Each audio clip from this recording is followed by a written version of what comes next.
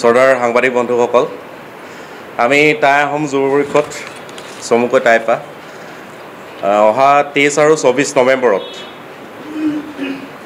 গুৱাহাটীৰ স্থিত জ্যোতিচিত্ৰবনত আমি দুদিনীয়া বৰ্ণাঢ্য কাৰ্যসূচীৰে মহাবীৰ লাচিত দিৱসটি উদযাপন কৰিবলৈ আমি আগবাঢ়িছোঁ। এই লাচিত দিৱসটোৰ লগত সংগতি ৰাখি আমি 23 তাৰিখে বিভিন্ন ছাত্ৰ ছাত্ৰীৰ মাজত প্ৰতিযোগিতা আৰু মূল বিষয়বস্তু আকৰ্ষণীয় বিষয়বস্তুটো কেনেধৰণে আগবঢ়াই আহিছে, কেনেধৰণে এই বঁটাটো আমি দিব লাগে বা সমাজৰ আগত লাচিতক আমি কেনেদৰে স্থাপন কৰিব লাগে, সেই ক্ষেত্ৰত আমি আমাৰ কেন্দ্ৰীয় সমিতিৰ মুখপাত্ৰ আছে, কেন্দ্ৰীয় সমিতিৰ উপদেষ্টা আছে আৰু কামৰূপ মহানগৰ জিলা সমিতিৰ সদস্যসকল আছে। তেওঁলোকে বিতংভাৱে এই বিষয়টোৰ ওপৰত আমি আলোচনা কৰিম। মূল বিষয়বস্তু হৈছে লাচিত দিৱস। মই মানচাও গুণকান্ত গগৈক লাচিত বঁটাটোৰ বিষয়ে অকণমান অৱগত কৰিবৰ কাৰণে অনুৰোধ জনাইছোঁ। প্ৰথমতে মই আমাৰ উপস্থিত থকা আজি সংবাদকৰ্মীসকলক অশেষ ধন্যবাদ আৰু কৃতজ্ঞতা জনাইছোঁ। বিশেষকৈ আজি আমি সংবাদমেলখন আয়োজন কৰাৰ মূল উদ্দেশ্য হৈছে আগন্তুক মহাবীৰ লাচিত দিৱস উদযাপন।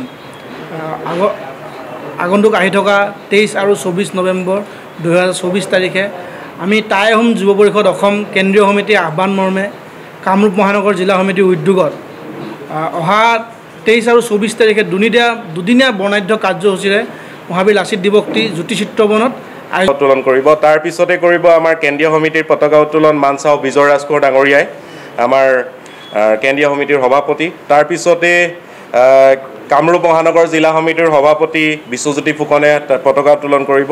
তাৰ পিছতে আপোনাৰ সভানেত্ৰী টাই আহোম মহিলা পৰিষদ কামৰূপ জিলা সমিতিৰ কল্পনা গগৈ ডাঙৰীয়ানীয়ে পতাকা উত্তোলন কৰিব। তাৰ পিছতে থাকিব টাই জাতীয় সংগীত পৰিৱেশন, আমাৰ যিটো আমাৰ নিজৰ পৰম্পৰাগত জাতীয় সংগীত টাই জাতীয় সংগীতটো পৰিৱেশন কৰা হ'ব। তাৰ পিছতে আপোনাৰ মৈদাম তৰ্পণ, তাৰ পিছতে চাউলুং চুকাফা আৰু মহাবীৰ লাচিতৰ প্ৰতিমূৰ্তিভাৱে তেওঁ ৰূপায়ণ কৰিছিল এই অপাৰেশ্যনবোৰ আৰু যুদ্ধ ক্ষেত্ৰত তেওঁ পৰাক্ৰমে আচলতে অসমক নহয় ভাৰতবৰ্ষক তেওঁলোকে গৌৰৱান্বিত কৰিছিল। আৰু তেওঁৱে হৈছে অসম সন্তান শ্ৰীযুত ৰাণা প্ৰতাপ কলিতা।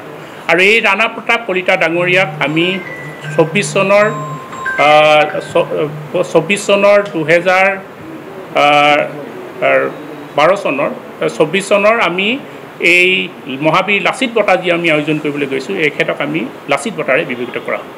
আৰু আমি সংবাদ মাধ্যমত যদি আহ্বান জনাইছোঁ এই মহাবীৰজনক গোটেই অসমবাসীয়ে যাতে তেওঁৰ এই বীৰত্বৰ যি দিনা, তেওঁৰ জন্মৰ যি দিনটোত এগছি বন্তি পূজন কৰি সকলোকে যাতে তেওঁলোকে সন্মান প্ৰদৰ্শন কৰে। আৰু সকলোকে আমি জ্যোতিচিত্ৰবনলৈ 24 তাৰিখৰ নৱেম্বৰ তাৰিখে আমি তেওঁক সংবাদ মাধ্যমত নিমন্ত্ৰণ কৰিছোঁ। ধন্যবাদ।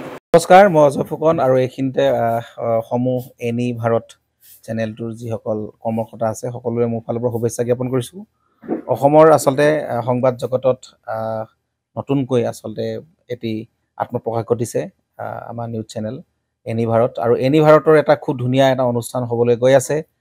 সকলোৱে জানে আমাৰ সকলোৰে মৰমৰ হাৰ্টথ্ৰব জুবিন গাৰ্গৰ গানে কি আনে, আচলতে জুবিন দাৰ সেই গীতৰ আধাৰত আমাৰ হিৰুদাই লিখা সেই গীতটি গানে কি আনে, এই গানে কি আনে নামৰ এটি তেওঁলোকে সাংগীতিক ৰিয়েলিটি শ্ব' কৰিবলৈ গৈ আছে। আৰু 15 আগষ্টৰ পৰা গোটেই আৰম্ভ হ'ব। প্ৰথম অডিশ্যন অসমৰ ধেমাজি জিলাত আৰম্ভ কৰিব। গতিকে সমূহ যিসকল প্ৰতিভা আছে, যিসকলে গান ভাল পায়, যিসকলে তেওঁলোকৰ নিজৰ প্ৰতিভা আচলতে দেখুৱাব বিচাৰে, এই ৰিয়েলিটি শ্ব'ত গানে কি আনে এই প্ৰতিযোগিতাত অংশগ্ৰহণ কৰক আৰু খুব ধুনীয়া আপোনালোকে সুবৰ্ণ সুযোগ লাভ কৰিব। লগতে ইয়াতে পুৰস্কাৰ আছেই, বিভিন্ন ধৰণৰ উপহাৰো আপোনালোকে লাভ কৰিব। আৰু লগতে এগৰাকী প্ৰতিষ্ঠিত আচলতে এগৰাকী শিল্পী হিচাপে অসমৰ সাংস্কৃতিক জগতত আপোনালোক প্ৰতিষ্ঠা লাভ কৰিব। গতিকে গোটেই অনুষ্ঠানটোলৈ মোৰ ফালৰ পৰা শুভকামনা থাকিল।